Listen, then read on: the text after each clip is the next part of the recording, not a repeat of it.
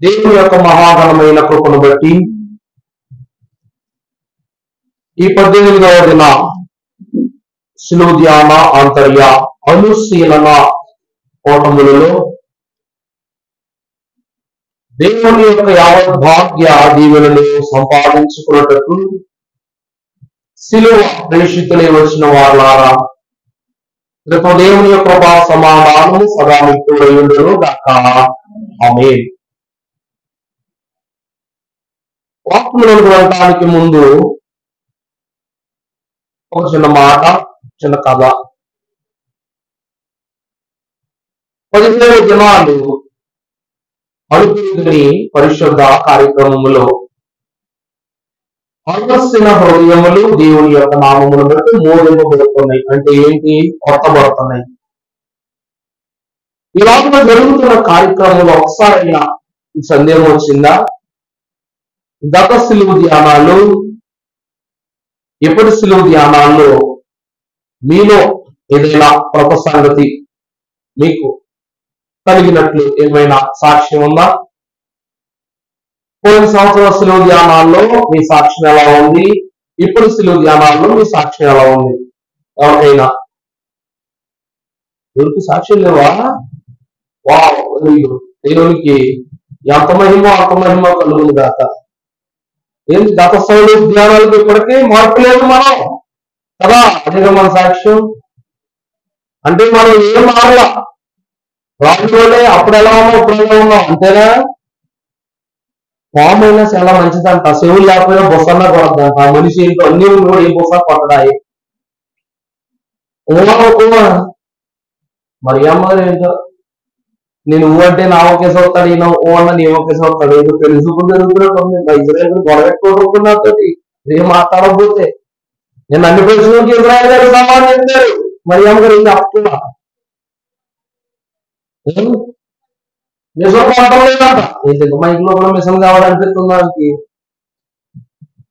దేవుని ప్రేమ ద్వారా దైవజనుడైన అమావాస్య గారు అన్నారు, శిలువ ప్రతిరోజు సాక్ష్యాన్ని ఇస్తుందంట. శిలువ ప్రతిరోజు ఏం చేస్తుందండి? సాక్ష్యం ఇస్తుందంట. ఎందుకనగా దైవజనులు ప్రాముఖ్యంగా ప్రభువుని బట్టి అడిగారంట, నాయన శిలువ జ్ఞానం అయిపోయిన తర్వాత వెళ్ళిపోయావు, పొందుతానుడు వెళ్ళిపోయావు, ఆదరణకస్తులకు దిగివచ్చి మరలా వెళ్ళిపోయావు, ఆదరణకర్తలు పంపించావు. ఆదరణకర్త అంటే ఏంటి అని అడిగారంట. ఏంటండి ఆదరణకర్త అంటే ఏంటి అని అడిగినప్పుడు, నన్ను శిలువ మీద ఆదరించినది ఆదరణకర్త. ప్రభువారిని శిలువ మీద ఆదరించింది. ఆయన ఒక మాట అంటారు, ఏమీ లామా సమర్థాన్ని, అనగా నా దేవా నన్ను ఎలా చేయించావు. దేవుని చేత చేయి విడువైన వాడు ఎవరైనా కానీ ఏమవుతారు చెప్పండి? లోకంలో వేదనకు గురవుతారు. అలా విడనాడబడినటువంటి హస్తము మరలా పరిశుద్ధాత్మ ద్వారానే దేవుడు ఏం చేస్తారంట? దగ్గర చేస్తారంట. అందుకే నేను ఇప్పుడు వెళ్ళిపోతున్నాను. ఎక్కడికి వెళ్తున్నాను? నేను నా తండ్రి ఎక్కడికి వెళ్ళిపోతున్నాను. కాబట్టి ఇప్పుడు నేను లేదు అన్న లోటు మీలో కనబడబోతా ఉంది. అంతర్గా పేతురంటారు, ప్రభువా మీరు వెళ్ళిపోతున్నారా? యోహాను అంటాడు, నాయన వెళ్ళిపోతున్నావా అని అడిగితే ప్రభు అంటారు, వెళ్ళాలి. ఏం చేయాలమ్మా? వెళ్ళాలి. అప్పగింపలు చేసేటప్పుడు చూడండి, అమ్మాయికి ఏడుపు వస్తుంది, అమ్మ వాళ్ళకి ఏడుపు వస్తుంది. కానీ క్రమం అంటే ఏంటి? క్రమమే. ఈ ఏడుపు ఇక్కడ ఇలాగే ఉండిపోవాలి అని కోరుకుంటుందా కూతురు? కోరుకోదు. ఇక అమ్మతో, అమ్మ నేను బాగుంటాను అందరూ అనుకోండి. అప్పగింపులు అంటే నేను అది కాదమ్మా. అవన్నీ జరిగినాయి అనుకోండి, పెళ్లి చేస్తాం. నా కూతురు ఈ దినము నుండి ఒక కొత్త ప్రేమను సంపాదించుకోబోతుంది, ఒక కొత్త గృహానికి యజమానురాలు కాబోతుంది, ఒక కొత్త విషయాన్ని, కొత్త బాధ్యతను పుచ్చుకోబోతుందని తల్లిదండ్రులకు ఏమొస్తుందంట? బాధ్యతాపరమైన ఆనంద బాష్పాలు వస్తాయి. అలాగే కుమార్తెకి వస్తాయి అంటే, ఇదిగో నాన్న మీరు కార్చిన కన్నీళ్లకు నేనేం చేస్తాను, న్యాయం చేస్తాను, బాధ్యత తీసుకుంటానని చెబుతూ ఆమె కన్నీరు కాదు. అంతే తప్ప అమ్మ నువ్వు నా పప్పలు పెట్టలా, అగరబత్తి ఇచ్చి పంపించలా అని చెప్పేసి మంగళబత్తి యాడ్లాగా ఉండదు.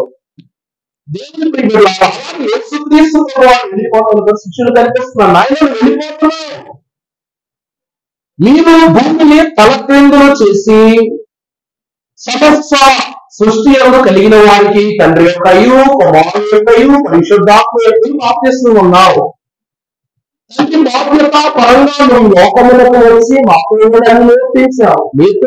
నేర్పించావు అని నెరవేర్పుడు ఎలా చేయాలి అన్నది మాత్రం మాకు నువ్వు బయలుపరచాలి. ఎందుకంటే పరిశుద్ధాత్మకు ప్రభువుకు తోడైనారు కాబట్టి 40 దినాలు అరణ్యములో ప్రభువుకు శిక్షణ ఇచ్చారు కాబట్టి ప్రభు కార్యాలు చేశారు. ఇప్పుడు నీకుడు తోడైన దేవుడు, నీకుడు తోడైన పరిశుద్ధాత్మ మాకునే ఇవ్వాలి. అందువల్ల మనం ఆదరించి వాళ్ళు ఎవరో శిష్యులు కన్నీరు గారుస్తున్నారంట. ఇప్పుడు కన్నీరు గారుతున్నారు, నేను వెళుతున్నాను స్థలం సిద్ధం చేయటానికి, నేను పంపిస్తున్నాను మీ స్థలములను బాగు చేయటానికి. ప్రభు ఏమన్నారండి? పరలోకములో తక్కువ చోటని పరితాపము చెందుకుడు కొందరు అని రాశాయిగా. అంటే ప్రభువారు వెళ్ళినది పరలోకములు మనకు స్థలం సిద్ధం చేయడానికి వెళ్ళారు. వెళుతున్న ప్రభువు పరిశుద్ధాత్మను ఎందుకు పంపుతున్నారంటే మన హృదయ స్థలం అంతా ఇవ్వాలి, శుద్ధి చేయబడాలి. నేను దినం చెప్పా, నిన్న నాకు సమ్మతి అన్న వాక్యం దొరికింది కూడా తెలంగాణ సమాజ దగ్గరే. నేను ప్రార్థనలు మాత్రం 5 నిమిషాలు 7 నిమిషాలు తీసుకున్నాను, కానీ ఎన్ని తలంపులు ఎన్ని దర్శనాలు వచ్చినాయో. ఒక ఆమె అయితే ఒక కళ అంటుంది అక్కడ కూర్చొని, ఆమె లేకపోతే నాకు వచ్చిన మన శాంతరావు గారు లాభ గారు ఏమో భోజనం చేస్తున్నారు. నేను 5 నిమిషాలు తీసుకుని 5 సంవత్సరానికి వచ్చి ప్రార్థన మొదలు పెట్టుకున్న టైంకి ఆమె సుమారు 45 నిమిషాల నుంచి అక్కడే ఉందంట. ఆమె వచ్చి అమ్మ లేవు లేవు లేవు లేవు అంటున్నా. కథలో పోయేసరికి సామ్యుల ప్రకాశం గారు వచ్చారు రూట్ గా. వచ్చేసరికి నయ్య గారు ఏమి లేవట్లేదండి అని చెప్పేసి అంటే, ప్రార్థనలో నుంచి ఎవరిని లేకపోవడం అన్నారు అయ్యారంతే. ఆమె ఎవరికి అడ్డుగా లేదు, ఆమె ఎవరికి ఇబ్బంది కలిగించడం లేదు. ఒక పక్కగా ఆమె ఉండి దైవ సమాధిని ప్రార్థన చేసుకుంటుంది. అంత అయిపోయినాక ఈ ఆమె లింగమ్మని గమనించండి, 45 నిమిషాలు ఏం చేసామని అడిగితే ప్రభువు నాకు కలిచ్చారు, దర్శనం ఇచ్చారు అని చెప్పింది. ఏంటా దర్శనం అంటే, నా బిడ్డకు బలహీనత ఉంది, ఆ బలహీనత అంతా నేనే నయం చేస్తాను. ప్రభు ఏమి ఇచ్చారంట? వాగ్దానం దయచేశారంట. అంటే ఆ వాగ్దానం సంపూర్ణంగా ఆమె లోనికి చేర్చుకోవడానికి ఆమె ఏం చేసింది చెప్పండి? కనిపెట్టుకున్నారు కూర్చొని. దేవుని ప్రేమికులారా, పరిశుద్ధులారా, ఈ దినము కూడా దేవుని వద్దకు వచ్చిన మనం సిలువ జ్ఞానాల్లో 40 ప్రసంగాలు విన్నారు. ఇప్పుడు 40 వింటారు, వచ్చే సంవత్సరం వింటారు. రాక మళ్ళా ప్రభువులో ఉంటాం కాబట్టి సిలువ జ్ఞానాలు ఉండగా అప్పుడు 40 వింటారు. దేవుని కృపను బట్టి ఈ 40 కలిసి సంవత్సరం ఏదైనా చిన్న మార్పు మనలో కలుగుతుందా? ఏదైనా సాక్ష్యం మనలో ఉందా లేదా? ఇజ్రాయేల్ గారు మీలో ఉందా లేదా? ఏదైనా కుటుంబంలో మీరు కావచ్చు, గృహంలో మీరు కావచ్చు, ఆరోగ్యంలో మీరు కావచ్చు, ఏదో ఒకటి ఉందా లేదా? ఉంటది. లేని వాళ్ళు ఎవరు ఉండరు. దైవం ఎవరు తెలుసా? శిలువ సాక్షులు సంపాదించుకున్న వాడు దుర్జనుడైనను సజ్జనుడైనను, సాక్ష్యం లేని వాడు సజ్జనుడు దుర్జనుడైనను అన్నారు. ఈ దినమున కూడా సజ్జనులకు ప్రభువు దుర్జనుడిగా మన నిమిత్తము మార్చబడటానికి గల కొన్ని ప్రాముఖ్యమైన అంశములను ప్రభు వాక్యం ద్వారా ధ్యానం తీసుకుందాం. పరిశుద్ధ లేఖన భాగంలో నుండి భక్తులైన మత్తయి రాసిన సువార్త 27వ అధ్యాయం 27వ వచనం చదువుకుందాము. అప్పుడు అధిపతి యొక్క సైనికులు యేసును అధికార మందిరములోకి తీసుకుని పోయి ఆయన వద్ద సైనికులను అందరినీ సమకూర్చిరి. వారు ఆయన వస్త్రములను తీసివేసి ముండ్ల కిరీటములను అల్లి ఆయన తలకు పెట్టి ఒక రెల్లును ఆయన కుడి చేతిలో ఉంచి యూదుల రాజా ఆయనను అపహసించి ఆయన మీద వేసి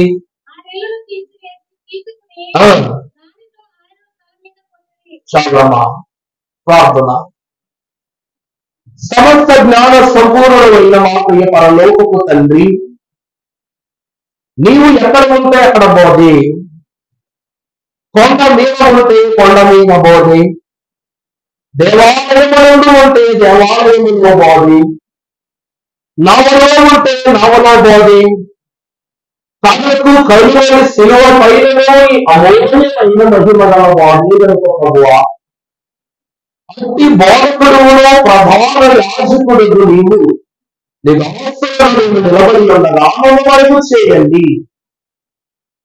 ఆత్మ సంచరితము పరిశుద్ధ వాక్కులను మీరే మాకు వెలువరచి నీ ఆత్మ స్థానములు మీరు మాకు దయచేయమని మా కొరకు అవమానములను పొంది మాకు బహుమానములను అందించిన యేసు నామములు వేడుకొనుచున్నాము తండ్రి, ఆమేన్.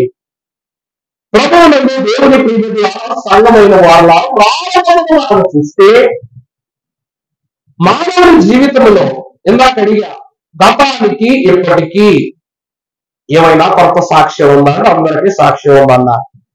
ఇప్పుడు కూడా ప్రశ్న, గత సంవత్సరానికి నుండి ఈ సంవత్సరం వరకు ఏదైనా శ్రమ ఉందా అంటే బాబు మీరు అడగాలి కానీ మీరు అడగాలి కానీ మీ వాక్యం కన్నా పెద్ద శ్రమ చెప్తా, మా బ్రతుకు కన్నా పెద్ద శ్రమ చెప్తా.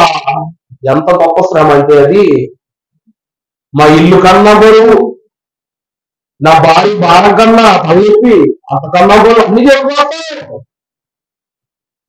ఆస్తి నష్టం వచ్చిందనో, అప్పు నష్టం వచ్చిందనో, భార్య కొట్టిందనో, భర్త కొట్టిందనో, ఉద్యోగం రాలేదనో, ఎన్ని శ్రమలు పెట్టాం. శ్రమ అనగానే మానవుడు చెప్పడం చేసుకుంటూ చెప్పేస్తాడంట. శ్రమ అంటే ఏంటండి?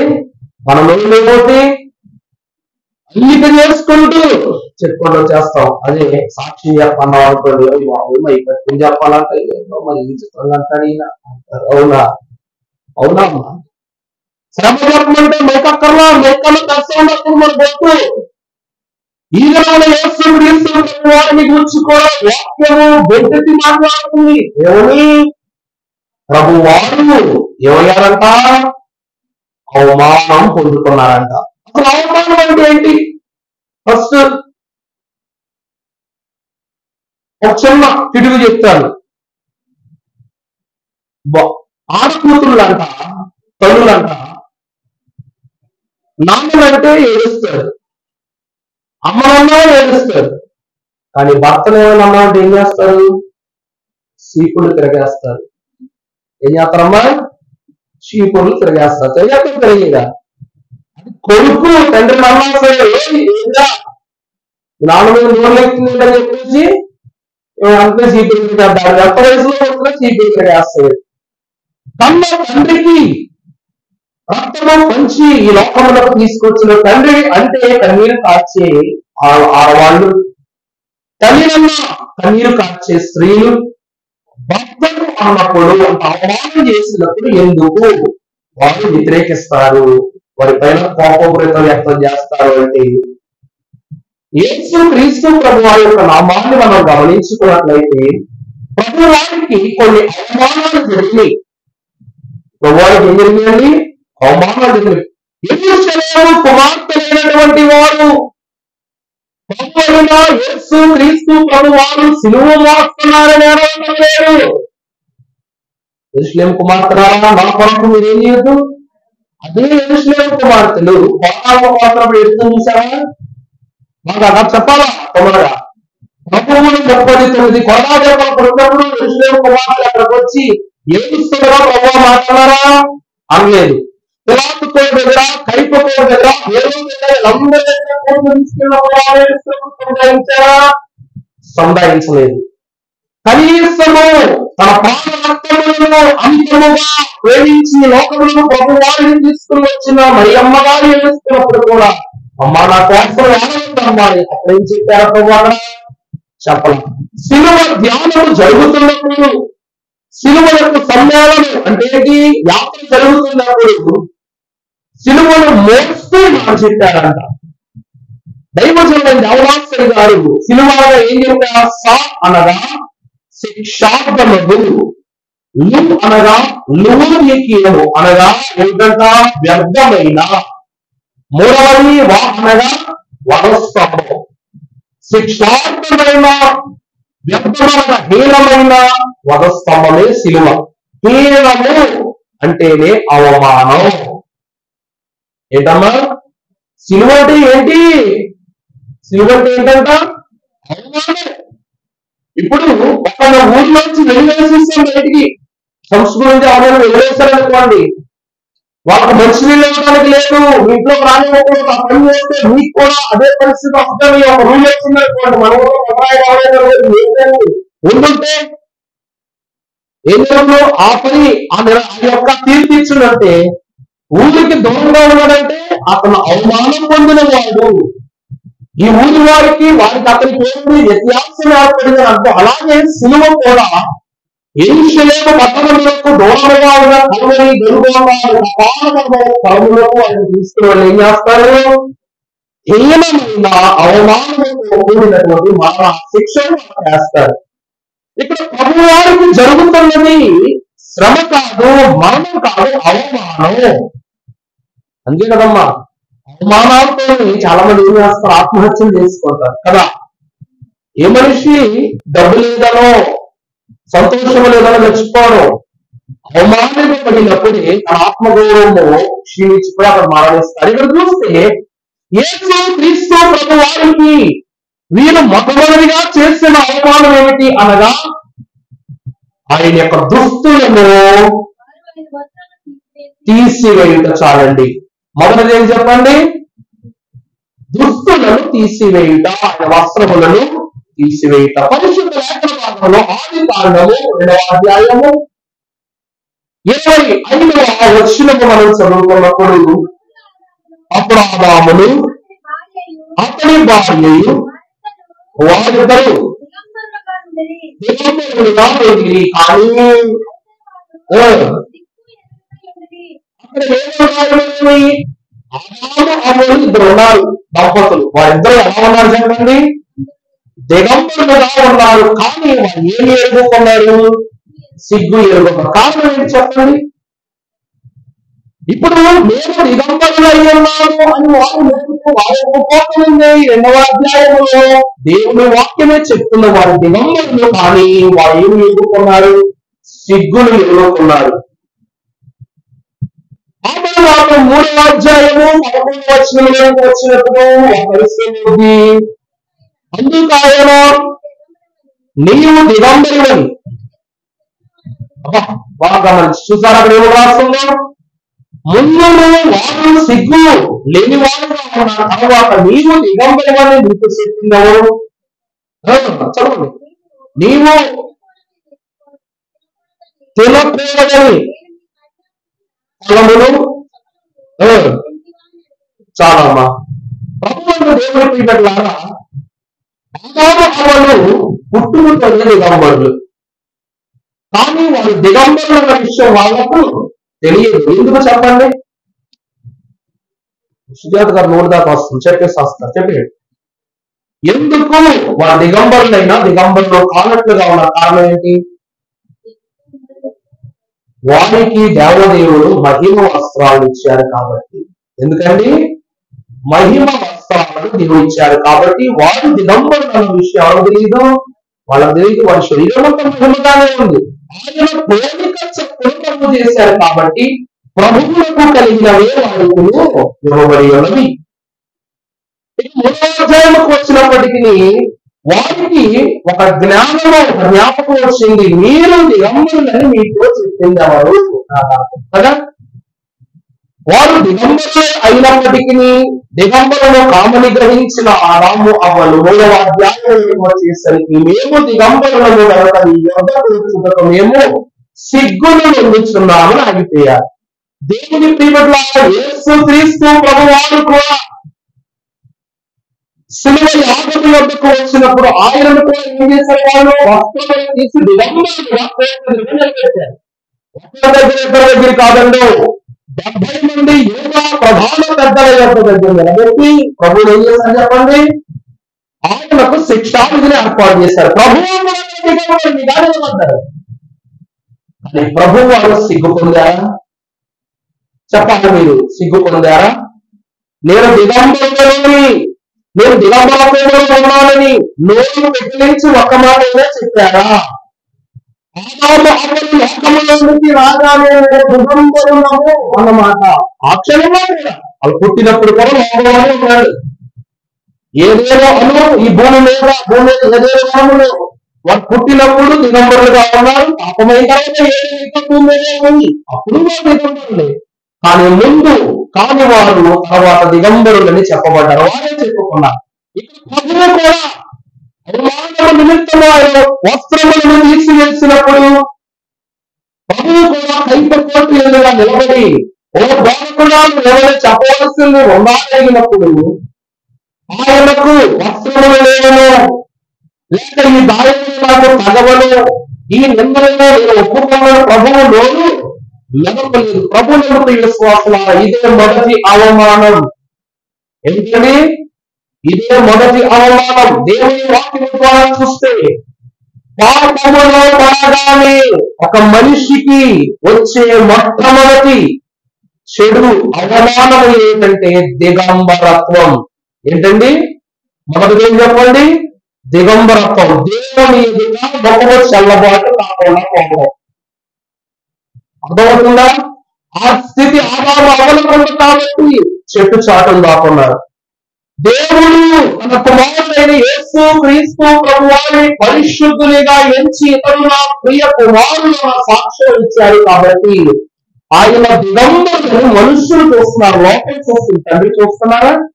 చూడట్లా. అందుకే దేవుని వాక్యము సెలవిస్తుంది. ప్రశస్తమైన మాట మనం చూసినట్లయితే మత్తయి సువార్త 3వ అధ్యాయము 16 వచ్చిన చదవండి. ఆదికాండం 3వ అధ్యాయం 16 వచ్చిన. సారీ, ఆయన స్త్రీతో నీ ప్రయాసముతో నీ గర్భవ్యాపనను నేను మిక్కిలి హెచ్చించదను, వేదనతో పిల్లలను కందు. చాలండి. ఇక్కడ మనం చూసినట్లయితే తల్లి అయిన అమ్మమ్మ గారికి ఎంత గర్భవ్యాధం ఉందో మరియమ్మ గారికి కూడా అంత గర్భవ్యాధం ఉంది కదా. ఆమెను బెత్లెహేమునకు తీసుకుని వెళుతున్నప్పుడు ప్రతి గృహాన్ని యాచించారు. అవునా? ఆమె కళ చూస్తానంటమ్మా. క్రిస్మస్ పండుగలో రసంగా వెళ్ళినట్టు ఆమె చూస్తాయి. మరియమ్మ గారిని తీసుకుని వెళుతూ, అయ్యా మా ఆమె నిన్ను గర్భవతయ్యా, మీ గృహంలో చోటు ఉంటే ఎవరైనా అడిగా లేదా? ప్రతి ఇల్లు ప్రతి గడప అడిగినప్పుడు ఏ గృహము చోటు ఇవ్వకపోగా వారి పరిస్థితి ఏమైందంట? పశువులతో లేనికి ప్రసరించవలసిన పరిస్థితి వచ్చింది. ఆదామునకు అమ్మమ్మకు స్వాస్థ్యముగా ఇచ్చిన ఏదేవాములు శాపము కలిగినప్పుడు దేవుడు వారి గర్భవ్యాధులను పెంచగానే ఏదేదో గుణాలను విడిచి వాళ్ళు బయటకు చూశారు. లోకంలోనికి వెళ్ళి అన్నారు. ఎవరి కయ్యూలు ఎడగొచ్చుకున్నారు. ఏదేదో వాటి బయటకు వచ్చిన తర్వాత వేదనతో కయ్యూలు అన్నారు. అదే పరిస్థితి అమ్మమ్మకు ఇచ్చారు, మరి అమ్మగారికి కూడా ప్రభు ఇచ్చారు. బెత్లెహేములో అనగా యోనా ప్రధానులలో ఎంత మాత్రము అల్పమైన దానము కార్యాన్ని సాక్ష్యం పొందుతున్న బెత్లెహేము గతము వరకు ఏమైనది? అల్పమైనదైనది. ప్రభువు జన్మ ద్వారా అల్పమైన దాని కారణంగా సాక్ష్యం సంపాదించుకుని ప్రభువారికి అల్పమైనది కాకపోయినా ఎక్కడ చూపించిందంట? పశువులతో చూపించింది. ఆ రోజు ఏదేదో గృహంలో ఆదాము అవ్వలకు చోటు లేదని బయటకు పంపించారు. అలాగే నేను లోకం కూడా ఏం చేసిందంట? మా గృహంలో చోటు లేదు. ఎక్కడ పంపించింది చెప్పండి? పశువుల తొట్టెలోనికి, పశువుల పాకలోనికి పంపించింది.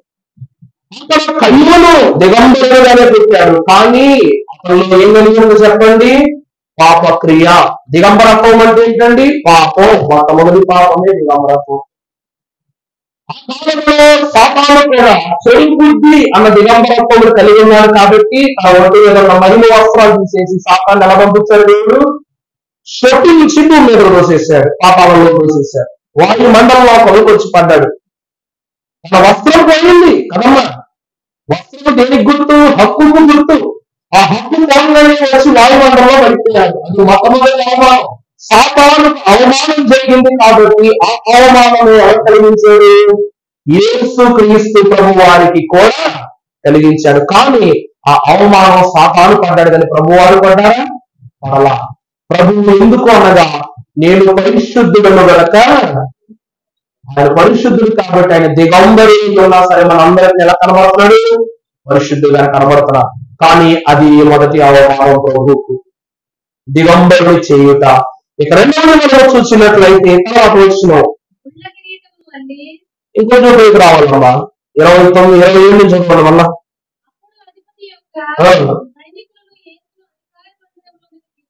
తీసుకుని పోయి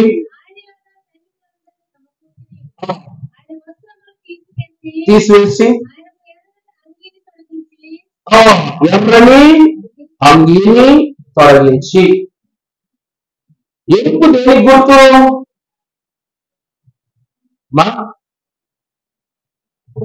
ఈయన ప్రసంగం మొదలు పెట్టాడంటే ఎన్ని క్వశ్చన్లు అడుగుతారు, ఈయనకి తెలవాలనుకుంటారు మీరు. మరి క్వశ్చన్ అయిపోతే ఆన్సర్ ఎక్కడి నుంచి తీసుకురాను? రెడ్డిగా దేనికి గుర్తమ్మా? లోపల గురించి మాట్లాడుకున్నా వాకింగ్ వాడదు. కానీ ఇప్పుడు రెడ్ కలర్ చూడగానే మనకి ఏం గుర్తు వస్తుంది? చెప్పు గట్టిగా. బ్లడ్ చూడగానే ఏం గుర్తు వస్తుంది అంటున్నాను నేను. కలర్ కాదు, రెడ్ కలర్ చూడగానే ఏం గుర్తు వస్తుంది? ఇక్కడ చదువుకున్న వాళ్ళు చాలా మంది ఉన్నారు. ఒక చిన్న మైల్ స్టోరీ చెప్తాను. ఇక్కడ ఫేస్బుక్ అకౌంట్ ఉన్న వాళ్ళు ఎంతమంది ఉన్నారు చెప్పినప్పుడు సరే. ఈ చిత్రంలో ఫేస్బుక్ అకౌంట్ లేవు అన్న. ఫోన్ చెప్పమనుకున్నాయి, ఫోన్ నెంబర్ చేతులు ఎక్కడ సరే. స్మార్ట్ ఫోన్ ఉన్నవాళ్ళు, నా ఫోన్ రాక రికార్డింగ్ జరుగుతుంది. స్మార్ట్ ఫోన్ ఎవరు లేవా? వామ్మో కలిసి కూడా వెళ్తాను, అభివృద్ధి అందలేదు. ఏం కాదు పిల్లలు చేతులు సరిపోద్దు. పిల్లలు కళ్ళండి అందరూ స్మార్ట్ ఫోన్ ఉంటాయి. లేవుగా అవసరం ఫోన్ అనేది ఫేస్బుక్ చూడగలరు. స్మార్ట్ ఫోన్ లో ఫేస్బుక్ ఉంటుంది. ఈ ఫేస్బుక్ కనిపెట్టిన అనగా ఇన్వైట్ చేసిన మార్క్ జుకర్బర్గ్. ఆ మార్క్ జుకర్బర్గ్ కి ఒక రోగం ఉంది. ప్రపంచ కోటీశ్వరులలో కార్పొరేట్ వరల్డ్ లో 3వ స్థానం. ప్రపంచ కోటీశ్వరులు 3వ స్థానం కార్పొరేట్స్ లో. అంటే మీరు ఇక్కడ నుండి ఫోన్ తీసుకుని, ఇప్పుడు నేను ఫోటో తీసుకున్నాను అనుకుందాం, ఈ ఫోటో ఫేస్బుక్ లో పెట్టాలి నేను. అలా ఫోటో అప్లోడ్ చేస్తే ఫేస్బుక్ కోడికి ₹2 వెళ్తాయి, ఒరిజినల్ డబ్బులు ₹2 వెళ్తాయి. అలాగే ఈ భూమి మీద ఎంతమంది రోజుకి ఎన్ని ఫోటోలు పెడతారు? అలా ₹2 వెళ్తున్నాయి. ఒక ఇన్సిడెంట్ జరుగుతుంది ఒక ఫైర్ స్టేషన్ దగ్గర, ఎక్కడైనా తగలబాటో లేకపోతే ఎక్కడైనా భూకంపం అవుతుందని వీడియో చేస్తారు. అది ఉత్తరే మనం 2 నిమిషాల్లో 1 నిమిషం తీయంగా 1 గంట వీడియో చేస్తాం. ఇలా గంట వీడియో తీస్తే పెట్టగానే నిమిషానికి ఆడికి ₹22 అవుతాయి. అలా 8 నిమిషాలు అయితే అది ₹20 అవుతాయి. అంత ఘనమైనటువంటి జ్ఞానంతో సంపాదించినటువంటి ఆ సొమ్ముతో తనకున్న రోగాన్ని బాగు చేసుకోలేకపోయాడు మార్క్ జుకర్బర్గ్. ఏంటంటే మీరు ఎప్పుడైనా ఫేస్బుక్ చూసారో లేదు, ఆనందంలో ఉండి వెనకాల నీల రంగులో ఉంటది కదమ్మా, బ్లూ కలర్ లో ఉండి F1 ఉంటదంటే ఫేస్బుక్, అంతే కదా? చూసారా? ఎందుకో తెలుసా? అది ఎంత పెద్ద మీటింగ్ అయినా కావచ్చు కానీ మొత్తం బ్లూ కలర్ లో ఉండి ఫేస్బుక్ సింబల్ F1 పెడతాడంటే కారణం ఏంటంటే ఆ కంపెనీ చైర్మన్ మార్క్ జుకర్బర్గ్ కి కలర్ బ్లైండ్నెస్ ఉంది. ఏముందండి? Colour blindness. అతనికి బ్లాక్ అండ్ వైట్ టీవీ తెలుసు కదా మీకు. బ్లాక్ వైట్ ఎలా కనబడద్దు, ఇక్కడ కూడా బ్లూ కలర్ వైట్ కలర్ కనబడద్దు. ఇప్పుడు మీరు నేనే మార్క్ జుకర్బర్గ్ అనుకున్నాను, ఇక్కడ ఎవరైతే బ్లూ కలర్ చీర కట్టుకున్నారు, వీళ్ళతో బ్లూ కలర్ డ్రెస్ వేసుకున్నారు, నాకు వీళ్ళ బ్లూ షర్ట్లే కనబడతాయి. వాళ్ళ బాడీ మీద, వాళ్ళ షర్ట్ మీద బ్లూ కలర్ ఎక్కడ ఉంటే అది కనబడతాయి. వాళ్ళ ఫేస్ మొత్తం బ్లాక్ గా కనబడతాయి. ఇక్కడ ఎవరు బ్లూ డ్రెస్ వేసుకున్నా సరే ఆ బ్లూ, వాళ్ళ ఫేస్ బ్లాక్ వైట్, అలాగా బ్లూ వైట్ కనబడదు అనమాట. ఇంకేం కనబడదు నాకు. అది ఎంత అద్భుతమైన రంగు అయినా సరే కనబడదు. బ్లూ దేనికి గుర్తు అంటే మనశ్శాంతి గుర్తు. అలాగే రెడ్ ఆవేశానికి గుర్తు. దొంగపోతు మనకు ఆంబోతు దాని దగ్గరికి ఎవరు చూపిస్తే ఏం చేస్తున్నది? తొక్కకూడదు తొక్కేస్తుంది మనం. దాన్ని చూడగానే దాని యొక్క అదుపు తప్పినట్టు యేసు క్రీస్తు ప్రభువానికి కూడా ఆయన వస్త్రములను తీసి ఎవరి వస్త్రం తొడిగారంట. దాని అర్థం ఏంటో తెలుసా? మలిన వస్త్రము తీసి మలిన వస్త్రము ప్రభువుకు చుట్టి వేశారు. ప్రభు అయిన యేసు క్రీస్తు ప్రభువు జన్మ పొందుకున్న తరువాత ఆయన దేహము పొట్టి వస్త్రము అంటే చెప్పా, అనగా రక్తము మరకలతో ఉన్న వస్త్రము ప్రభు వారికి ఉండడం చూసి తల్లిగారైనటువంటి మరియమ్మ గారు ప్రభు వారికి ఒక వస్త్రం కుట్టారంట. ఆ వస్త్రముతో ప్రభు వారి యొక్క నూతన స్థితి కనబడింది. ఎప్పుడైతే ప్రభువారు బాప్తిస్మం పొందుకున్నారో నా ప్రియ కుమారుడు అన్న సాక్ష్యం సంపాదించుకుని తండ్రి యొద్ద నుండి మహిమ వస్త్రాలను సంపాదించుకున్నారు. అందుకే ఆ వస్త్రం ముట్టుకుంటే స్వస్థత వచ్చింది. అవునా కదా? వస్త్రం ముట్టుకుంటే వచ్చింది, స్వస్థ వచ్చింది. ఇప్పుడు మీరు ఏం చేస్తారంట? ఆ వస్త్రాన్ని తీసేశారంట. తండ్రి ఇచ్చిన బహుమానాన్ని ఏం చేసింది? వాక్యం తీసేసి ఏ వస్త్రం తొడిగారు చెప్పండి? మలిన వస్త్రాన్ని తొడిగారు. దేవుడు మనం చూసినట్లయితే యెషయా గ్రంథం 61వ అధ్యాయం 10వ వచనం చదువుకున్నప్పుడు ప్రవచనకర్త యెషయా రాస్తున్నారు ప్రాముఖ్యమైన మాట. దేవుడు ఏ వస్త్రం ఇస్తున్నారంట? శృంగారమున పాట ధరించుకొనిన పెండ్లి కుమారుని రీతిగా ఆభరణములతో అలంకరించుకొనిన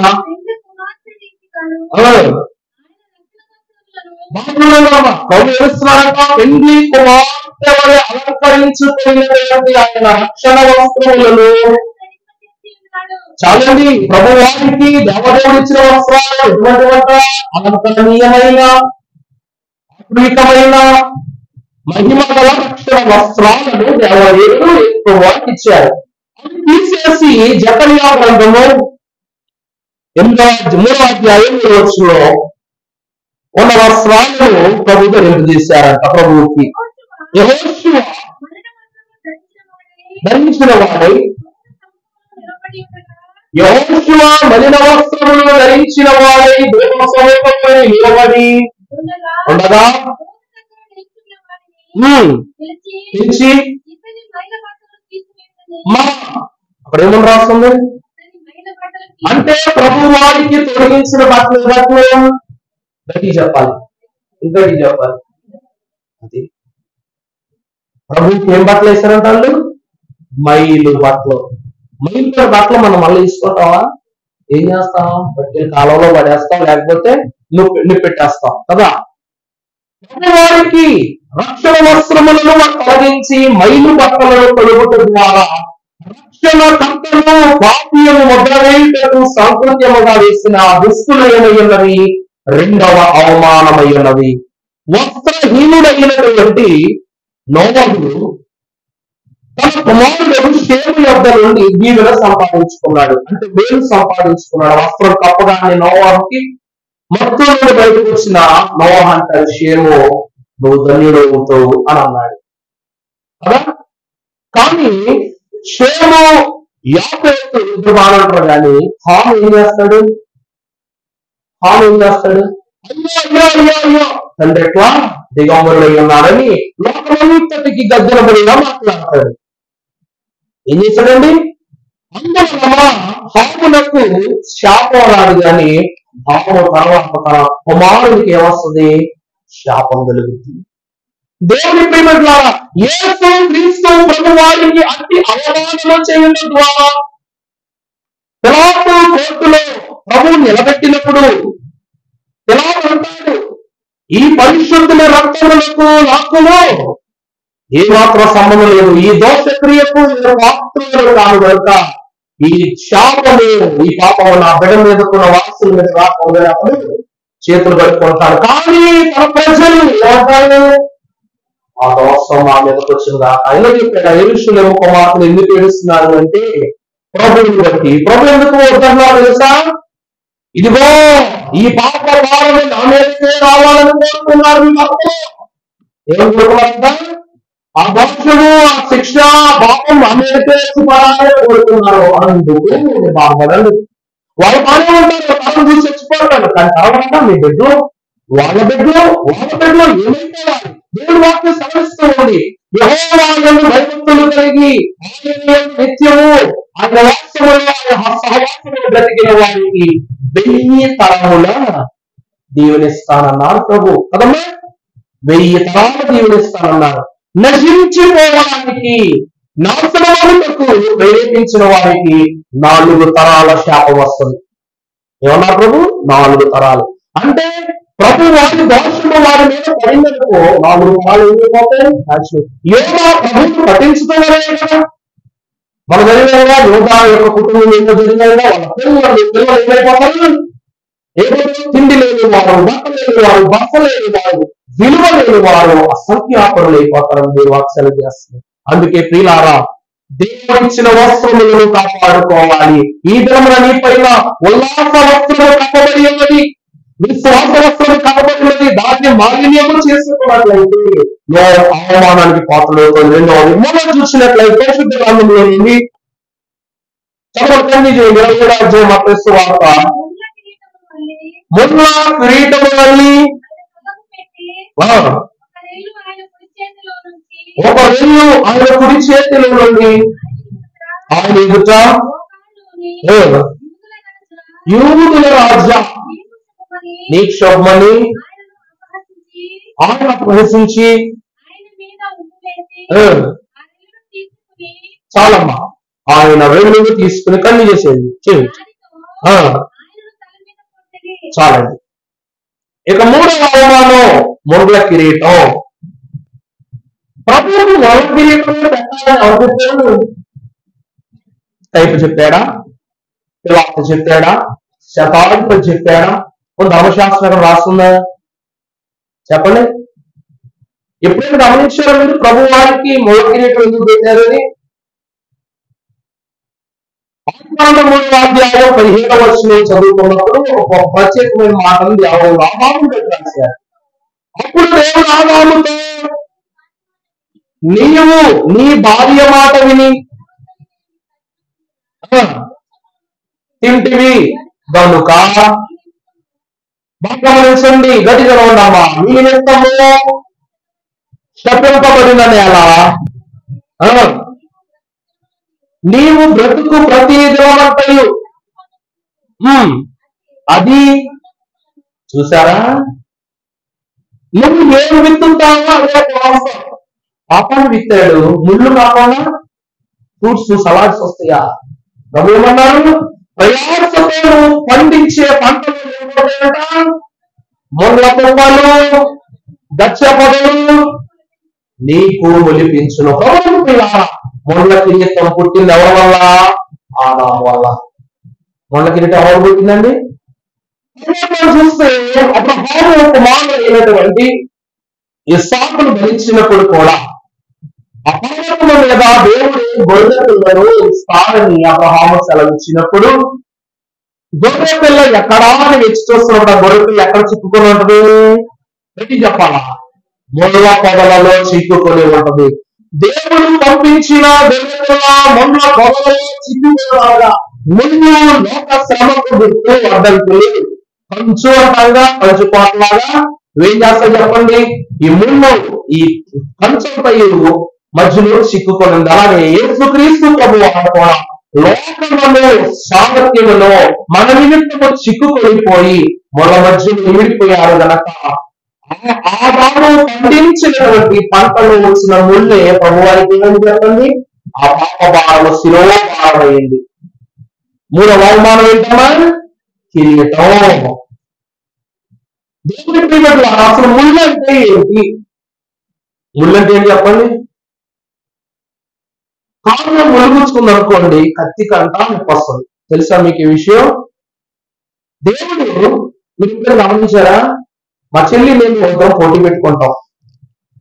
ఎప్పుడు నేను ఇంటికి వెళ్ళి మాట్లాడుతాను అనమాట. ఏంటంటే నెలకు నెలన్నరకు వెళ్తా ఉంటాయి కూడా అంటే, అనగా నీకన్నా నేనే వైట్ అంటది. ఇదండి అనయ్య, నీకన్నా నేనే వైట్ అంటది. ఆ వైట్ అన్న ఆఫ్రికాన్ పోవడం కోసం ఆ వైట్ బియ్యం వాడాల్సి వస్తుంది. దేవుడి పైన అడుగుతా చెయ్యడు చెప్పగానే ఎక్కడ వైట్ గా ఉంటుంది, ఎక్కడ ఎందుకు వైట్ గా ఉండదు అని అడిగా. మా చెల్లికి ప్రశ్న వేస్తా, ఏం వేసా? మనిషి ఈ స్కిన్ టోన్ వచ్చేసరికి ఎలా ఉంటాడు చెప్పండి? బ్లాక్ గా ఉంటాడు. అందరం బ్లాకే. జెండా ఎక్కువ తెలియదంటే ఒరిజినల్ కలర్ వేసుకోవాలి, తీసుకునేది ఆడవాళ్ళు మేకప్ కొట్టుకోవాలి, మొబైల్ పౌడర్ కొట్టుకోవాలి. లేకపోతే ఎవరైనా సరే ఏమంటారు? బ్లాకిష్. కానీ దీనికి ఏ పౌడర్ పెట్టవు, ఏ క్రీము పియ్యు. కానీ ఎందుకు ఇట్లా వైట్ గా ఉంటాయంటే అప్పుడు ఒక కథ చెప్పారనమాట. ఆ కథ ఏంటంటే మీకు కూడా చెప్తా, బాగా జాగ్రత్తగా. ఒక రోజంట ఒక రాజుని పిలిపించి, మంత్రి రాజ్యంలో ఏం జరుగుతుందో చూసిరా అని అన్నారంట. చూసిరా అంటే మొట్టమొదట ఆ మంత్రి వెళ్ళి పొలంలో చూసాడంట. రైతు వచ్చి ఎండలో పనిచేస్తున్న రైతు కనబడగానే అతను చూసి, ఒక రైతు ఎంతో కష్టపడుతున్నాడయ్యా అని చెప్పాను. సరే అన్నాడని ఒక వ్యాపారస్తుడి దగ్గరికి వెళ్ళాడంట. వాడు ఏం చేస్తున్నాడు? ఇంత బొజ్జ చేసుకుని ఒక పేట వేసుకున్నాడు, కూర్చుని వాడు నోపలో కుక్కలు అమ్ముకుంటున్నాడంట. వాడికి వీడికి వ్యత్యాసం, వాడు పండించేవాడు వాడు కష్టపడుతున్నాడు, వీడు అమ్ముకుంటే వాడు ఏం చేస్తున్నాడు? కూర్చుని సుఖంగా అమ్ముకుంటున్నాడు. ఈ రెండో వీడి గురించి చెప్పాడంట. మూడో వాడి దగ్గరికి వెళ్ళాడంట. వాళ్ళు ఏం చేస్తున్నారంట? ఈ పండించిన వాడి దగ్గర వీడు కొనుక్కొని అమ్ముకున్నాడు కాబట్టి వీడు గల్లా పెట్లు సొమ్ము ఎలా కొట్టేయాలా ప్లాన్ వేస్తున్నాడంట. ఏంటండి? అంత కష్టం పండించే వాడి దగ్గర కొనుక్కున్నాడు ఈ నూకల్ని, ఈ పప్పుల్ని సొమ్ము చేసుకుని ఇంకా లాభం సంపాదించే దగ్గర మనం ఎలాంటి గుడ్డేద్దామా, నూకలు చేద్దామా అని వీడు ఏం చేస్తున్నారంట? కాస్త కూర్చున్నారంట. అంటే అంతా ఉన్నటువంటి రాజు అన్నారు, నాకు ఒక మానసిక వచ్చి ఈ ముగ్గురుకున్నటువంటి గొప్పతనం ఏంటంటే, అయ్యా అక్కడ పనిచేస్తున్న పొలంలో వ్యక్తి తన రెండు చేతులతో మట్టి పిసుకుతున్నాడు కాబట్టి అతని చేతికి ఏం లేదు. మీరు ఎక్కడ గమనించారా? ఇక్కడ వెంట్రుకలు ఉంటుందా, హెయిర్ ఉంటుందా హ్యాండ్స్ కి? అలా అనుకుంటాం అంతే. ఇక్కడ కూడా హెయిర్ ఉంటుంది. తెలుసా మీకు? మైక్రోస్కోప్ లో చూడండి. ఎందుకంటే నేను ల్యాప్టాప్ తీసుకున్నా ఏ లెక్క చూసా, చాలా చిన్నవి ఉంటాయి. స్కోపికల్ థింగ్స్ అంటారు అనమాట వాటిని. కానీ మన కంటికి కనబడదు, ఎందుకంటే ఇటుతో పనిచేస్తాం, వేరే హ్యాండ్స్ తో పనిచేస్తాం. అప్పుడు అన్నారంట మంత్రి, నేను ప్రశ్నలతో సమాధానం చెప్పాలని చెప్పన్నాను. నాకు ఇక్కడ జుట్టు ఉంది, ఇక్కడ ఎందుకు లేదు అన్నాడు. తెలుగు లేదు అన్నాడు. కానీ ఆ రైతుకు ఇక్కడ జుట్టు ఎందుకుంది, ఇక్కడ ఎందుకు లేదు నేను చెప్తాను అన్నాడు. ఏంటంటే ఆ రైతు ఈ చేతులతో పనిచేస్తున్నాడు కాబట్టి మట్టి పిసికి అయిపోయినాయి, చేతికున్న వెంట్రుకలన్నీ లాగిపోయినాయి అన్నాడంట. దాని తర్వాత ఆ షావుకారు అక్కడికి ఎందుకు లేవు అడిగితే అన్నాడంట, తెచ్చుకున్న సొమ్మును లెక్కెట్టి ప్రసాద్ లెక్కెట్టి వారి చేతుకున్న వెంట్రుకలు కూడా పోయినాయి అన్నారంట. మరి నాకెందుకు లేవు అని అడిగాడంట. రాజ్యంలో అందరూ ఏం చేస్తున్నారని మీరు చేతులు తీసుకుంటున్నారు కదా, అందువల్ల పిసికి చేతులు వెంట్రుకలు ఏమైపోయినాయి, రాలిపోయి అన్నారు. అంటే పని చేసుకునేవాడు పని చేసుకోవడాన్ని బట్టి ఒక అందం, ఆర్జించు వాడికి ఆర్జించుని బట్టి ఒక అందం. ఏమీ మోచక ఏమీ చేయకుండి లోకం చేత వెనుకునే వాళ్ళందరికీ అదో అందం.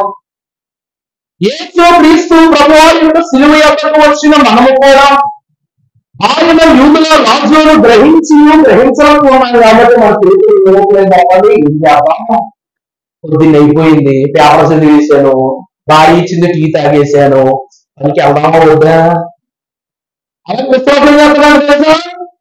బ్రష్ అయిపోయింది, అమ్మ టిఫిన్ పెడితే బాగుండు, బైబిలా చదువుదామనే అలా అనుకుంటూ వారి చేతిలో వెంట్రుకలు రాలిపోతాయి. విశ్వాసం ఇంకా విచిత్రం ఏంటంటే ఈ రెండు చేతులనే కాదు ఎక్కడో వాడిపోతాయి అంట. విశ్వాసి ప్రార్థన చేయగా ఈ రెండు చేతులలో పుట్టు వేడిని బట్టి ఇక్కడ ఉన్నటువంటి వెంట్రుకలు ఏమవ్వాలి? ఈ వెంట్రుకలు దేనికి గుర్తు చెప్పనండి? మాలిన్యానికి గుర్తు. మీరు ఎప్పుడైనా గమనించారా? ఇలా ఇలా రబ్ చేసుకున్నారు అనుకోండి, బ్లాక్ కలర్ లైట్ వస్తుంది కదా. విశ్వాసి తన చేతులను జోడించి ప్రార్థించకపోతే మాలిన్యము పెరుగుపోద్ది. సబ్బు నువ్వు చేతితో పట్టుకుంటావు, వాళ్ళు పెట్టుకుంటావు, బాగుంది. వీటిని పెడతావా? పట్టుకునే పనులు ఉన్నాయి, అలా అడ్డుపాటులు మనం వేస్తాం కదమ్మా, అంతే కదా. దేవుని ప్రియమిత్రులారా, విశ్వాసి కూడా ఎవరు ప్రార్థిస్తుంది కదా అని చేతులకు పని చెప్పలేదు అంటే ఆయన ఏమవుతాడు? మొండ్ల కిరీటం పెట్టుకున్నాడు అవుతాడు. ఏమవుతాడండి? మొండ్ల కిరీటం పెట్టుకున్నాడు. యేసుక్రీస్తు ప్రభువారు కన్నులు ఆకాశము వైపు ఎత్తి, గమము స్వరము పరలోకము వైపు ఎత్తి, రెండు చేతులు ఆకాశము వైపు జోడించి ప్రార్థన చేసేవారు. అందువలన ప్రభు వారిని బట్టి రక్షణ. ఇక్కడ మనం చూసినట్లయితే పరిశుద్ధ లేఖనంలో ఒక మాట రాయబడి ఉంది. మొదటి కొరింథీయులకు రాసిన పత్రిక 15వ అధ్యాయం 56వ వచనం. మొదటి కొరింథీ పత్రిక 15వ అధ్యాయం 56వ వచనం. మరణము ముల్లే పాపము, పాపములకు ఉన్న బలము ధర్మశాస్త్రం. చాలండి. ఇందాక ఈ చేతుల వాళ్ళు ఉపయోగం ఏంటన్నారు కదా, ఈ భాగాల్లో లైవ్ టిష్యూస్ ఉంటాయి. అంటే సెన్సెస్ అంటారు వాటిని. ఇప్పుడు నీ మీద ఎవరైనా క్రికెట్ బాల్ ఇస్తున్నారు అనుకో, ఎలా పట్టుకుంటావా ఎలా పట్టుకుంటావా చెప్పండి అమ్మా. ఇజ్రాయల్ గారు మీకు బాల్ క్యాచ్ అమ్మా, ఈ పెన్లో క్యాచ్ చేస్తారు అనుకోండి, ఎలా పట్టుకుంటారా ఎలా పట్టుకుంటారా? ఎలా పట్టుకుంటారు కదా. ఈ చేతులు రాబో ఒత్తిడిని ఉపద్రవమును ఆపడానికి దేవుడిచ్చిన సంకేతాలు ఉన్నాయి. అందుకే ఈ రెండు చేతులు ఇలా జోడిస్తే మన మీదకు వచ్చే కీడుని ఇలా ఆపేస్తామంట మనం. యేసుక్రీస్తు ప్రభువు అక్కడ రాయబడింది కదా, ముళ్ళు అనగా మరణము. ఇప్పుడు ముళ్ళు చాలా మందికి కాళ్ళలో ముళ్ళు దిగుతాయి, ఏళ్లలో ముళ్ళు దిగుతాయి కదా. ఈ ముళ్ళు కాళ్ళలోనూ వేళ్ళలోనూ దిగేలాగా డిజైన్ చేయబడే కారణం ఏంటంటే దేవుని హృదయంలోకి ముళ్ళు గుచ్చాం. అందుకే ప్రభు వారి చేతికి కాలికి కాకుండా శిరస్సులకు దిగింది ముళ్ళు. అర్థమవుతుందా? పాపము మరణమా నీ ముళ్ళు. మరణం ఏం కలదండి? ముళ్ళు తర్వాత చదవండి ఒకసారి. మరణపు ముళ్ళే పాపం. ఆయన ఎవరంట? పాపం ఎరుగబట్టి ప్రభుని బాగా పెట్టి. చూసారా? ధర్మశాస్త్రం అంటే ఏమో చెప్తాను, గతంలో నీకు పాపం అని చెప్తాను. పాపానికి ఉన్న ఒకే ఒక్క బలం ఏంటంట? గట్టి చదువు నిలబట్టండి వాళ్ళకి. మరణము యొక్క ముళ్ళు పాపము, పాపములకున్న బలమే ధర్మశాస్త్రము. ప్రభునందు ప్రియులారా, శాస్త్రము యొక్క శిరోధార్యము శిరోభావము ఏమైనది అంటే ధర్మశాస్త్రం ఏంటి కాబట్టి ఇక్కడ ఏం గుర్చుకుంటాం? ప్రభుకి ముళ్ళు గుర్చుకుంటాం అన్నమాట. నేను అంటారు కదా, అది బొమ్మలో పురుగురా వాడు ఇప్పుడు ఎలా ఉంటాడో తెలియదు అంటారు కదా. అలాగే ప్రభువారి యొక్క శిరస్సు మీదకు కూడా మరణము పాపం అని ముళ్ళు చేసి ప్రభు ఏం చేస్తుంది? అస్తవ్యస్తం చేసేస్తుంది. అది ప్రభు వారికి ఇచ్చిన 3వ అవమానం. ఇక్కడ 2 అవమానాలు ఉన్నాయి. సమయం కూడా సరిపోద్ది. పరిశుద్ధ లేఖన భాగంలో మనం చూసినప్పుడు తర్వాత వచ్చిన మత్తయి సువార్త 27:29 వచనం. తర్వాత చదవండి, కంటిన్యూ చేయండి. అల్లి తలకు పెట్టి రెండంటే ఏంటండి? రెండంటే ఏమిటి? యేసుక్రీస్తు ప్రభువు చేతికి దేన్ని ఇచ్చారు? రెల్లంటే ఏంటి అంటున్నా? దండం. రెల్లంటే ఏంటండి? దండము. ఆయన ఎవరు? యూదులకు రాజు. మన మధ్యలో ఇష్టం ఉందా? పడుకుందేమో. నక్షత్రము యాకోబులో ఉదయించెను, రాజదండము ఇశ్రాయేలు నుండి లేచెను. తెలుసా ఈ వాక్యం? మన రాసోత్తరేటి మీకన్నా పిల్లలే బెటర్ అనమాట. అయితే కంఠస్థ వాక్యాలు అయినా చాలా కరెక్ట్గా చెప్తున్నారు. మీరు అందరూ ఇలా చూస్తా ఉన్నారు, వాక్యాలు చదవట్లేదు అర్థమైంది దాన్ని బట్టి. నక్షత్రం ఎక్కడ ఉదయించింది చెప్పండి? యాకోబులో ఉదయించింది. రాజ్యదండము ఇశ్రాయేలు నుండి యేసు క్రీస్తు ప్రభువారి ఆ రాజదండం, దండము అనగా బయలు అనగా ఏమైంది? దండము. ఈ రాజదండం దేనికి గుర్తుంది? అధికారానికి గుర్తు. యేసు క్రీస్తు ప్రభువారు ధర్మశాస్త్రములు అనగా ధర్మశాస్త్రములకు, పాపానికి బలమైన ధర్మశాస్త్రం ఈ లోకానికి రాకముందు ఈ ధర్మశాస్త్రాన్ని లోకానికి రప్పించింది కూడా ఏమైనది? కర్రే అయ్యన్నది. ఎందుకంటే మోషే అంటాడు ఒక మాట, నాకు ఇశ్రాయేలును నడిపించడానికి శక్తి లేదు, బలము లేదు, ఏమీ లేదు అన్నప్పుడు నీ చేతిలో ఏంటనగానే మోషే అంటాడు? కర్ర అంటాడు. దాని కింద పడేసి అంటాడు. పైగానే సర్పమవుతుంది, తోకబెట్టుకునే వల్ల కర్ర అయిపోయింది. ఆ కర్రను చేతబెట్టుకుని ఏం చేస్తాడు చెప్పండి మోషే? ఇశ్రాయేలులను దాటలేని ప్రదేశాలన్నీ దాటిస్తాడు. ఆ కర్ర సహాయంతో సేనాయి పర్వతం మీద కొడుకుతాడు. మోషే ఆ కర్ర పక్కన పెట్టి పైకి వెళ్ళమని చెప్పండి, వెళ్తాడా? వెళ్ళడా? వెళ్ళడు. దేవుని ప్రేమ ద్వారా అలాగే యేసు క్రీస్తు ప్రభు వారు కూడా ఆయన ఇశ్రాయేలు వేలాబడిన రాజదండమై ఉన్నారు. ఆ రాజదండములకు ప్రతిగా ప్రభువారి చేతులు ఏం పెట్టారు చెప్పండి? మోషేకు దేవుని కర్రను ఇచ్చిన దేవుని కుమారునికి లోకాన్ని ఇచ్చిందంట. మాట అర్థమైందా? ఇది అవమానమే. బాగా నడుస్తున్నోడికి కుంటున్నాడు వదిలేసినట్లుగా కర్ర ఇచ్చేవాడు కూడా ఏమనుకుంటాడు? ఇంత చులకనా నేను అనుకుంటాడు కూడా. దేవుని ప్రేమిలా ప్రభువారు కూడా ఉంది. రాజు దండములు అనగా ఆయనే రాజదండమై ఉన్న ప్రభువులకు లోక సహకారం, లోకములకు మార్గమును, సత్యమును, జీవమును, నా ద్వారా వెలుగును మీరు పొందుకోవాలని చెప్పిన ప్రభువుకు దారి తెలియనట్లు, మార్గము తెలియనట్లు, నిలబడటానికి శక్తులు లేనట్లు వాళ్ళ కర్ర ఇవ్వగానే 4వ అవమానం జరిగింది. ఇక ఆఖరి అవమానము ఏమిటనగా అక్కడ చేయండి 20వ అధ్యాయం మత్తయి సువార్త 29. ఆయన తలకు పెట్టి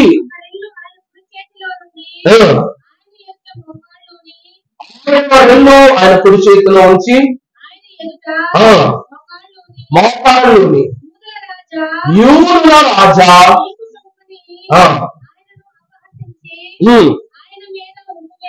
ఆయన మీద వేసి చాలండి. దేవుడి పీఠ ద్వారా అక్కడ రాసిన మాటలో రెల్లుతో ఎవరు కొట్టారు? ఆయన చేతిలో ఉన్న కర్ర తీసుకుని ఎవరు కొట్టారంట? ప్రభువునే కొట్టారంట. మరి సైనికులు కొట్టారంటే కోపం వస్తారా మనకి? మరి మోషే ఎన్నిసార్లు కొట్టుంటాడు? ప్రభు మోషే ఎన్నిసార్లు కొట్టుంటాడు? ఆ బండ క్రీస్తే అని చెప్పి ఆ బండ మీద ఒక దెబ్బ కొట్టగా అందులో చేయవచ్చుని బండ చేర్చబడిలో దాన్ని ఏమంటారు తెలుసా? స్టోన్ ఆఫ్ ఎటర్నిటీ అంటారన్నమాట. ఏమంటారండి? స్టోన్ ఆఫ్ ఎటర్నిటీ, జీవ జలముల బండ అంటారు దాన్ని. మోషే కొట్టిన బండ ఏంటండి? అది ఒరిజినల్ ఫోటో ఉంది, ప్రాజెక్ట్ రియలైజ్ కాబట్టి ఫోటో చూపించాలి, వాళ్ళు చూపిస్తాలే.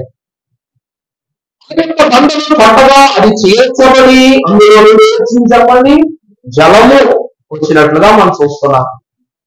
ఆ దినమున దేవుని కర్రతో బండలో పట్టగానే నీరు వచ్చింది. ఈ దినమున ప్రభువానికి ఇచ్చిన నెల్లుతో ఆయనను పట్టగానే వచ్చిందట రక్తము కారెను. ప్రభువుడు ప్రియులారా, ప్రభువారు ఇచ్చినటువంటి ఆ కర్రతోనే కొట్టటము వలన ప్రభువారికి ఏం జరిగింది చెప్పండి? లోకమును కర్రతో కొట్టటము వలన ఆయనకు అవమానం కలిగింది. ఇదే 4వ మనం. ఇక ఆఖరిది రెండవ చూశారుగా, మోకరించి అవమానించటం. అందరూ అనుకుంటారు మోకాళ్ళటువంటి అక్షమాషి సంగత ప్రభువారి ఎదుట యూదుల రాజు అపహాసం వేసుకోవాలి, ఏం చేస్తున్నారు? మోకరిస్తున్నానంట. పరిశుద్ధ లేఖన భాగంలో ఒక మాట చూసినట్లయితే ఫిలిప్పీలకు రాసిన పత్రిక 2వ అధ్యాయము 9వ వచనము ముగించుకున్న భాగం ఉంది. అందుచేతనే పరలోకమునందున్న వారిని భూమి మీద ఉన్న వారిలో కానీ మా అక్కడ 3 సంగతులు కనబడుతున్నాయి. మొదటిదేంటి? పైన పరలోకములో ఉన్న వారిని కానీ భూమి మీద ఉన్న వారిలో కానీ, అనగా పాతాళము, హేడెస్, లోకస్తులుగా ఉన్నటువంటి వారందరిలో కానీ ప్రతి వాడి మోకాలు యేసు నామమున వంగునట్లు మహిమార్థమై ఒప్పుకున్నట్లు అధికంగా హెచ్చించి, చాలా మా దేవుడికి మహిమ కలుగును గాక. అక్కడ సైనికులు చేసిన పని ఏంటి? ఆ పని ఏం చేశారు? మోకరించారు. యూదుల రాజా నీకే వందమని చెప్పారు. ప్రతి నోరు ఆయన నామమును ఘనపరుస్తాడని ప్రతి మోకాలు చూస్తున్నారు. దైవ జనులు అన్నారు 100కు 100 బహుమానాలు.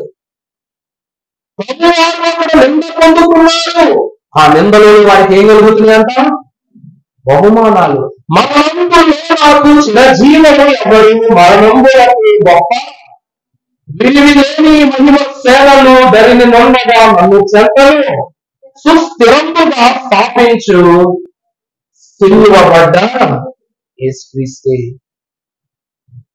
ప్రభువు వెళ్ళిపోతూ కూడా ఆయన భక్తిని అలవరుస్తున్నాడు. యూదుల రాజును నిర్ధారణ చేసినది ఎవరే కాదు, రోమా ప్రభుత్వం వారే. ఆయన యూదులకు రాజని చెప్పింది యూదులో, పరిసయ్యులో, శాస్త్రంలో, రోమా లేకపోతే అధికారులు, శిష్యులో కాదు. ఎవరంటా? ఏ ప్రభుత్వం అయితే ప్రభు శిక్షించిందో ఆ ప్రభుత్వమే రాసిపెట్టింది పైన ఈయనే యూదుడని. ఈయన యూదుడు కాబట్టి ఆయనకు ఒక దండం ఇచ్చారు. ఆయన రాజు కాబట్టి ఆయనకు దండం ఇచ్చారు. ఒక వస్త్రాన్ని కప్పారు, ఒక మొన్న కిరీటం పెట్టారు. ఇంకేం చేశారు? ఇంకేం చేశారండి అమ్మా? ఏం చేశారు? యూదుల రాజు రాశారు, మోహరించారు. ఈ క్రమాలు జరిగినాయి కదా. కానీ ఆఖరిగా ఒక తప్పు చేశారు. అది తప్పని కూడా అనుకోవాలండి. ఒమ్ము వేయుట. అక్కడ ఏంటండి? ఒమ్మి వేయుట. మీకందరికీ తెలుసో లేదో, ఒమ్ము వేయుట అనేది చాలా పెద్ద అవమానం. ఒమ్ము వేయుట అనేది ఏమిటండి? చాలా పెద్ద అవమానం. దేవుని కృప ద్వారా ప్రతి భక్తుడు అవమానంలోంచి పుట్టినోళ్లే. దైవ జనులైన వారిని రాజమండ్రి దాటి తాడేపల్లిగూడానికి, అక్కడి నుండి ఏలూరుకు పెట్రస్ బిల్డింగ్ కి, అక్కడి నుండి విజయవాడకి చిన్ని తల్లి సన్నిధి, అక్కడి నుండి సువార్త సేవ చేస్తూ ఉన్నప్పుడు అక్కడి వారు ప్రయత్నించారంట. ఆ కాలంలో మీకు తెలుసు వంగవీటి మోహన్ రంగా తెలుసు కదండి. ఆయన చనిపోయారు. నాయకుడు, మంచి దాని ఏమంటారు, పవర్ఫుల్ లీడర్. ఆ కాలం అన్నమాట అది. అయ్యగారి కాలంలో ఆయన ఉండేవాడు. అప్పుడు యవనస్తులు బాగా, అయ్యగారు వృద్ధులే కానీ వంగవీటి మోహన్ రంగా చాలా బాగా పవర్ఫుల్ లీడర్. అప్పుడు ఉద్యమాల్లో ఉండేవాడు. అప్పుడు ఆ ఉద్యమంలో జరిగినటువంటి చిన్న గొడవలు పెట్టి అక్కడ అయ్యగారు వ్యతిరేకం చూపించారు. వాళ్ళు పరుగు పరుగులు వెళ్ళిపోయినప్పుడు ఈ సువార్త యాత్రలో అయ్యగారు చేరిన ప్రదేశం ఏమైంది? బేతేలు గృహం అయి ఉన్నది. దేవుని సరైన వాళ్ళ పైబిడ్లారా, యోగు భక్తుడు అంటాడు, తన జన్మను తానే శపించుకున్నాడు కానీ దేవుని దూషించలేదు అంటారు. ప్రభువుల పిల్లారా, యేసు క్రీస్తు ప్రభువారు ఆయనను దూషించుటకు కూడా అవకాశం ఎందుకు ఇచ్చారు అనగా, ఆ దూషణ తండ్రి యొద్దకు చేర్చబడకూడదన్న ఒకే ఒక్క సంకల్పమును బట్టి. ఈరోజు చూడండి, ఎంత ఒత్తిడి వచ్చినా తల్లిదండ్రులే కట్టుకుంటారు తప్ప పిల్లల మీద కలిగిస్తారా? లేవు. ఆయన మన ప్రభువు, ఆయన మాట్లాడతారు యేసుక్రీస్తు ప్రభువారు. ఆయన మీకు తండ్రి, నాకు తండ్రి, నీకు దేవుడు, నాకు దేవుడు. మీ నిమిత్తము నేను చిందించిన ప్రతి రక్తదానములను సమానమైన ఏ సంగతి అయినను నా తండ్రి ఎదుట మిమ్మలను సంపూర్ణంగా స్థిరపరచుటకే నేను ఈ లోకము నా జన్మ పుచ్చుకొని ఉన్నానని ప్రభువు పౌలు భక్తుల ద్వారా ఇచ్చారు. యేసు క్రీస్తు ప్రభు వారిని బట్టి ఆకర్షితులైన వాళ్ళ ఉమ్మి వేయటం అనగా లోకము తనలో ప్రభుత్వం చేసింది. నేను చెప్పిన అర్థమైందమ్మా? ఉమ్మి చేస్తుంటే తిట్లు అయిపోయినాయి, కొట్లు అయిపోయినాయి, దెబ్బలు అయిపోయినాయి, దేశాలు అన్ని అయిపోయినాయి. ముగింపేంటి? నీ కోపానంతటిని గొంతులు డబ్బులు తీసుకుని వస్తాం చీ అని అంటాం లాస్ట్ లో. నీతో కూడా తనలో ఉన్న కోపములంతటినీ ప్రభువారిని చూపించి ఆఖరిగా ప్రభువారికి ఇచ్చిన అవమానమే ఉమ్మి వేయుట. అనగా ప్రభువారిని అవమానించుటకు వారు ఎంచుకున్న ఆఖరి కార్యక్రమం ఏమిటి అంటే, క్రమం ఏంటంటే ఉమ్మి వేయటమే. దేవుని ప్రియమిత్రులారా, దేవుని వాక్యాన్ని బట్టి మనము గమనించుకున్నప్పుడు యోబు తన జన్మను తానే ఉమ్మి వేసుకున్నాడు కదమ్మా. తన జన్మాన్ని తనే శపించుకొచ్చి అనుకున్నాడు. ఆ తర్వాత మనం చూసుకున్నట్లయితే అపోస్తుడైన పౌలు భక్తుడు కూడా క్రీస్తు ప్రభువారికి వ్యతిరేకులైనందున ప్రభువారి హృదయంలో ఆయాస పెద్దలతో తన జన్మాన్ని తనలో చేయాలనుకున్నాడు, కొత్తగా జన్మించాడు. అలాగనే ప్రభువారు పాపమును ధరిస్తున్నారు కాబట్టి లోకములో మిగిలి ఉన్న సంగతులన్నీ ప్రభు అప్పగించటంలో, పాపము సంగతులు అప్పగించటంలో ఈ ఉమ్మి వేయుట ఆఖరి క్రమమై ఉన్నది. దైవ జన్మ ప్రియబడులారా, అక్కడ మనం చూసినట్లయితే ప్రతి నామము, ప్రతి పేరు, ప్రతి మోకాలు యేసు నామమును బట్టి వంగాలి అంటే తనలో ఉన్న మాలిని బయటకు వెళ్ళిపోవాలి. ఇప్పుడు మనం బయటకు వెళ్ళి ఉమ్మి వేయితే ఏం చేస్తాం? మనలో ఉన్న వ్యర్థాన్ని బయట విడిచిపెడతాం. అవునా కదా? మన వ్యర్థాన్ని ఏం చేస్తామండి? బయటకు వెళ్ళి ఊసేస్తాం. అలాగనే వారిలో వ్యర్థాలు వారు ఏం చేశారట? ఆఖరి క్రమంగా ప్రభు వారికి ఇచ్చేశారనమాట. ఉమ్మి వేయటం, కొట్టారు, తిట్టారు, అవమానించారు, ఈడ్చుకుని వెళ్ళారు, కొట్టులు పెట్టారు, దూషించారు, అన్నీ చేశారు. ఇక ఆఖరిగా మిగిలిన ఏమిటంట? ఉమ్మి వేయటం. అది ప్రభువుకి ఇచ్చేసారు. అన్యాయమే అందరి పాపాలు ఏమైపోయినాయి? ప్రభువు శిలువ మీద ఎక్కడముతో పరిసమాప్తము కాబోయే సంగతి. ఇలాగున 7 అవమానములను దేవదేవుని కుమారుడు క్రీస్తు ప్రభు వారు పొందారు కాబట్టి ఆ అవమానముల ద్వారా నీకు ఏమొచ్చింది? ఆయన అవమానముల ద్వారా ప్రభు మీద మీకు అభిమానం వచ్చింది. ఏమొచ్చిందమ్మా? ఆయన అవమానమును సంపాదించుకుని దేవుని మీద మీకేమో ఏం సంపాదించి పెట్టారు? అభిమానాన్ని సంపాదించి పెట్టారు. ఆయన నింద పొందుకున్నారు, మీకు బహుమానాన్ని 100ల కొలది బహుమానాలు పంపించారు. దేవుని ప్రియబిడ్డలారా, ఈ శిలువ ధ్యాన దినములలో ఈ 18వ దినమున మనము ధ్యానించుకున్న ఈ వాక్య భాగములో 7 అవమానములను బట్టి ప్రభువు మనకు ప్రాప్తింపజేసిన ప్రతి బహుమానమును మీకును మీ బిడ్డలకును సంపూర్జనీయముగా తండ్రి అనుగ్రహింపచేసి దీవించునుగాక. గట్టి చెప్పమని చెప్పాను నిన్నే. పరిశుద్ధుడా నీకు అనేక వందనములు. శ్రేష్టమైన ఈవులను ఇచ్చు నీ హస్తము మమ్మల్ని విడిచినట్లయితే మేము ఏమి కోల్పోదుమో, ఏమి విడిచిపోదుమో మేము గ్రహించలేం ప్రభువా. మా జనకులు నాయన వారి జీవితంలో లోకములకు ఇవ్వకమాని వారు ఎవరు దశను లోకానికి చేశారు, వారి మోహము సంగతులను లోకానికి చేశారు, వారి యొక్క పరివర్తన పద్ధతులను లోకములకు ఇచ్చారు, ఆత్మను నీకు ఇచ్చారు ప్రభువా. ఆత్మను ఇచ్చి ఉన్నారు, వచ్చి ఉన్నారు, ఆయన వచ్చి ఉన్నారు కనుక నీ శరణు వచ్చి ఉన్నారు. శరణు జుచ్చుట ద్వారా మీరు మెచ్చి ఉన్నారు, అనుగ్రహములు ఇచ్చి ఉన్నారు ప్రభువా. ఈ దినమున నీ బిడ్డలు కూడా నీ పాదముల యొద్దకు వచ్చెను, వారి పాపములను విడిచెను, నీ ప్రస్తుతింపబడిన నామము చేత నీ పరిశుద్ధ నామమును మెచ్చెను.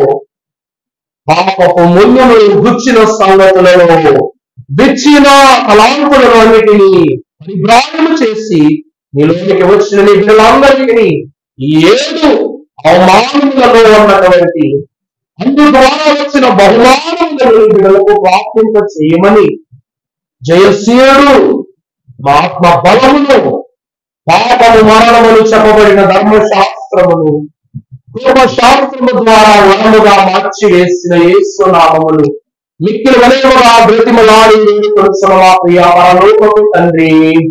ఆమేన్. ప్రభు దీవించి ఆశీర్వదించి ఆయన మహిమ పొందును గాక.